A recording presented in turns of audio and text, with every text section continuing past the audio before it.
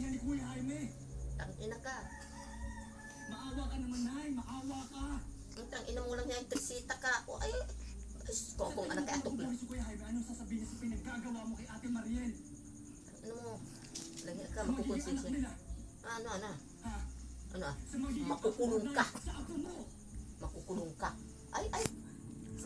Sa akin ay adi iking. Makukulong ka. Makukulong ka, hayop ka.